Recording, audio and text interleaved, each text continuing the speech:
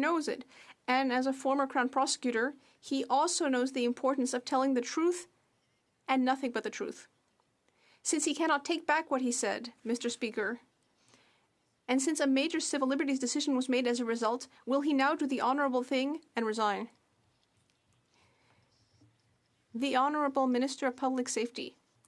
Mr. Speaker, on this side of the House, we understand our responsibility for public safety, and that is exactly why we invoked the Emergency Measures Act. We sought advice from the police forces. We used their advice to inform our decision to invoke the act. And on the other side, I'd like to know why the Conservative Party has not apologized for their own role in extending the illegal blockades, which was extremely wrong. The Honourable Member for Mégantic-l'Érable.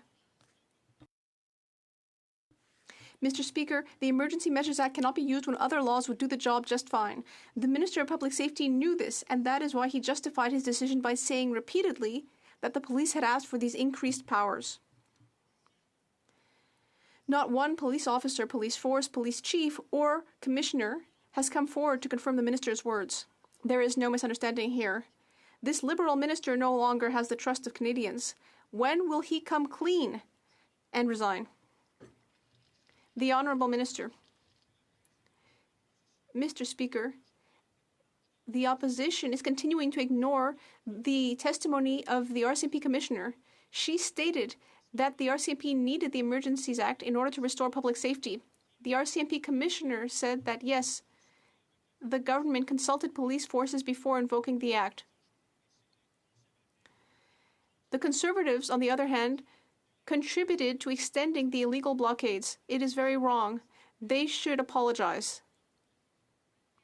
Mr. Speaker, the Minister of Public Safety continues to spread misinformation and can't be trusted. As a former Crown prosecutor, the Minister knows full well that his choice of words matters. He would have also known that when invoking the Emergencies Act in Canada, that everything he said would be tested against the law. However, the Minister can't find anyone to corroborate his story that law enforcement asked for the Emergencies Act to be invoked. The only matter left unresolved is the Minister's resignation. So when will he resign? The Honourable Minister for Public Safety. Speaker, I want to thank my colleague for highlighting my professional experience as a federal prosecutor before I came into politics. I got into politics to make sure that we could protect Canadians, and on this side of the House, we know what is necessary when it comes to the protection of the health and safety of Canadians. That's why we invoked the Emergencies Act. We obviously consulted police. We sought their advice. You heard the Commissioner say before the committee that we got that advice and we used it, Mr. Speaker. And I just want to know why it is, to this point in time today, the Conservatives refuse to apologize for their role in putting at danger the lives of the people who live in Ottawa and right across the country with their reckless statements. The Honourable Member for Red Deer-Lacombe. In 2015, the Prime Minister outlined his ministerial standards of conduct in his Open and Accountable Government document. And let me quote what it said. To be worthy of Canadians' trust, we must always act with integrity. This is not merely a matter of adopting the right rules or of ensuring technical compliance with those rules. As ministers, you and your staff must uphold the highest standards of honesty and impartiality. The Minister of Public Safety no longer meets any of those standards.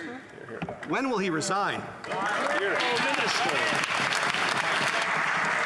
Mr. Speaker, I want to be unequivocally clear that we invoke the Emergencies Act amidst an unprecedented act of civil disobedience, in the words of the Canadian Association of the Chiefs of Police, who also said, I might add, that we invoked the Emergencies Act to fill in existing gaps as it related to existing authorities, Mr. Speaker. I wonder if that member would hold the same standard against the comments of the interim CPC leader who said in the middle of the blockades, let's make this the Prime Minister's problem, let's make it a political problem. That was wrong, she knows it, and she should apologize. The Honourable Member for Foothills. What is wrong, Mr. Speaker, is the Liberals froze bank accounts, discarded our democracy, ignored our Charter of Rights, all predicated on a fabrication. Invoking the Emergencies Act was an unprecedented power grab, all based on misinformation. No police force ever asked for the Emergencies Act to be invoked. The fact is, the Public Safety Minister has been caught misleading Parliament and deceiving Canadians. Will he do the honourable thing? Will he do the right thing? Will he resign?